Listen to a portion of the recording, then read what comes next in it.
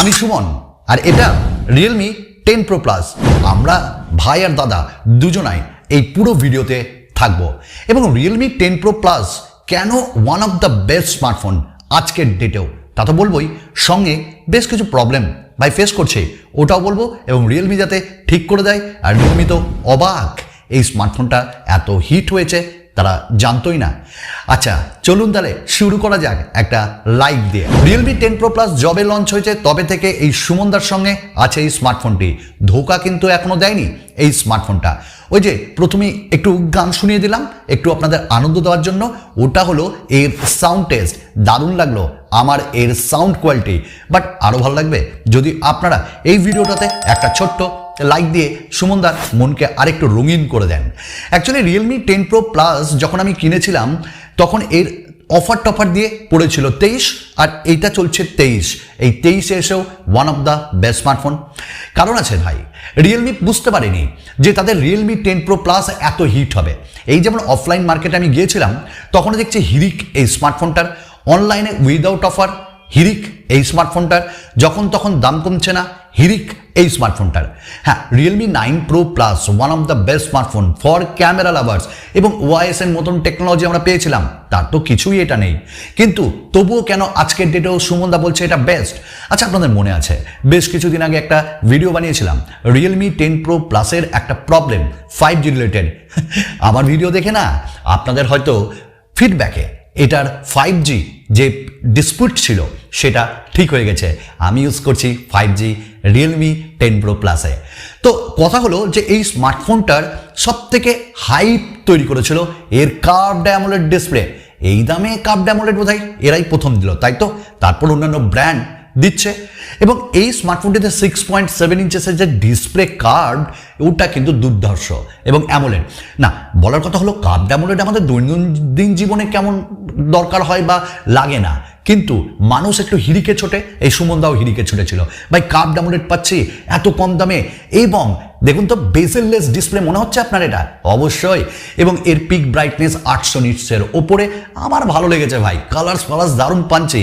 আর এর in display fingerprint scanner চুম্মেশ্বরী।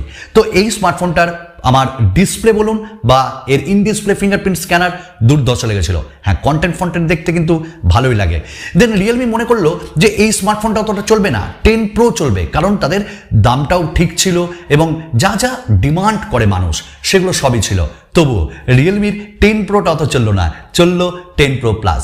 তবে মানুষ আরেকটা জিনিস দেখেও ঝাঁপিয়েছিল, কারণ এর দেখুন তো এত পাতলা কোন ব্র্যান্ড আপনাকে স্মার্টফোন প্রোভাইড করবে? ও না না, এতে ছোট ব্যাটারি নেই, এতে 5000 mAh এর ব্যাটারি দেওয়া হয়েছে। তবুও কি করে Realme এটা সম্ভব করলো? না, Realme সম্ভব করেছে কিন্তু অসম্ভব কাজ করে ফেলেছে। কি না, এর বিল্ড কোয়ালিটিতে। না, পলিকার্বনেট বলে আমার মাথা খারাপ হয়নি। হ্যাঁ, ম্যাট ফিনিশে কিনেছি, আজ পর্যন্ত কোনো স্ক্র্যাচেস আসেনি এবং এত পাতলা এত হালকা এরকম একটা স্মার্টফোন প্রত্যেকটা ইউজার্স চাই দাদা। তবে এখানে গ্লাস দিলে আর একটু ভারী হতো আর আমাদেরও ভালো লাগতো। ক্যামেরাটা দুটো রসগোল্লায় দেখুন বিভক্ত করা হয়েছে। হ্যাঁ হ্যাঁ জানি সফটওয়্যারেও OnePlus-এর ছোঁয়া, এখানেও OnePlus-এর ছোঁয়া। তো এখানে আমরা পেয়ে গেছি দারুণ দারুণ ক্যামেরা। ও ক্যামেরা নিয়ে একটু পরে কথা বলছি। তো এর বিল্ড কোয়ালিটি ওই যে হালকা ম্যাট ফিনিশ, পাতলা এবং খুব সবাই এনজয় করেছে। তবে এই স্মার্টফোনটার আরেকটা জিনিস সবাইকে একটু ভাবিয়েছে, ক্যামেরাতে একটু ডাউনগ্রেড হয়েছে তাই না Realme 9 Pro Plus-এর থেকে। কারণ এখানে আমরা 108 মেগাপিক্সেলের প্রাইমারি সেন্সার পেয়েছি, আফটার দ্যাট একটা 8 মেগাপিক্সেলের আল্ট্রা ওয়াইড আর 2 মেগাপিক্সেলের ম্যাক্রো সেন্সার আর সামনে 16 মেগাপিক্সেলের সেলফি ক্যামেরা। 4K ভিডিওতেও কিন্তু ইআইএস সাপোর্ট করছে না। হ্যাঁ ইআইএস আছে, তবে ওতে যে ওআইএস ছিল, আর ওআইএস কাজ করে কোথায় বলুন তো?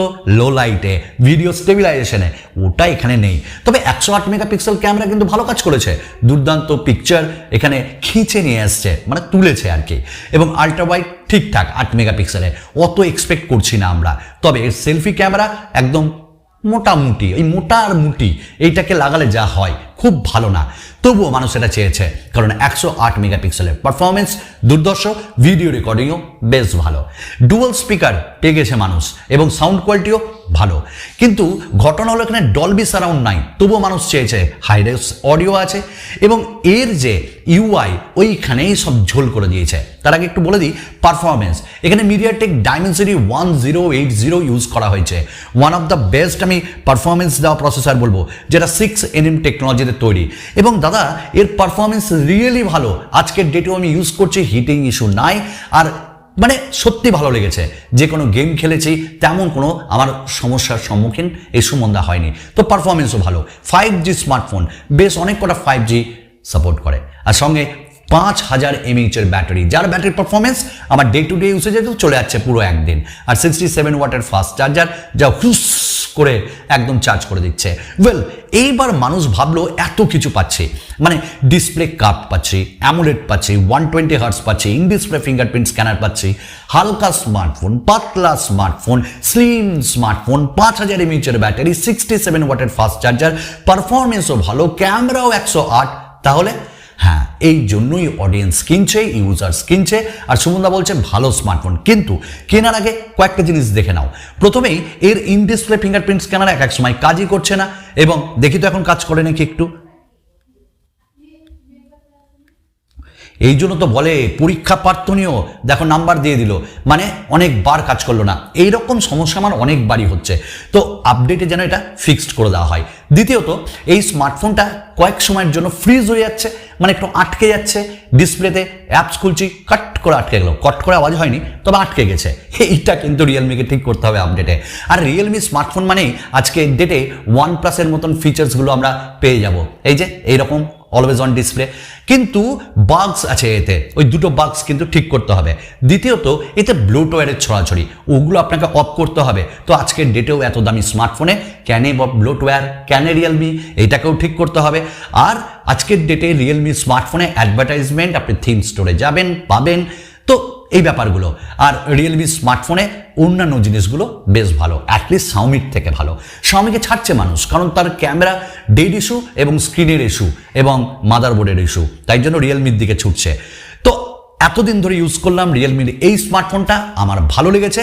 তবে এই কয়েকটা ইস্যু কেনার আগে একটু দেখে নেবেন ভাই, এবং এইগুলো যাতে রিয়েলমি খুব তাড়াতাড়ি ঠিক করে, আর যদি ঠিক করে দেয় তাহলে বলবো ওয়েল অ্যান্ড গুড।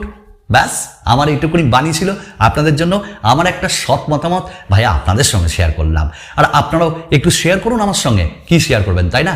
একটু আপনাদের ভালোবাসা, পরিবারের সদস্য হন, আর মানুষের কাছে এই সুমনদার ভিডিও হুস করে 5G জামানায় একটু পাঠিয়ে দেন। চলুন আরেকটা নতুন ভিডিওতে আপনাদের সঙ্গে দেখা করব। বাই।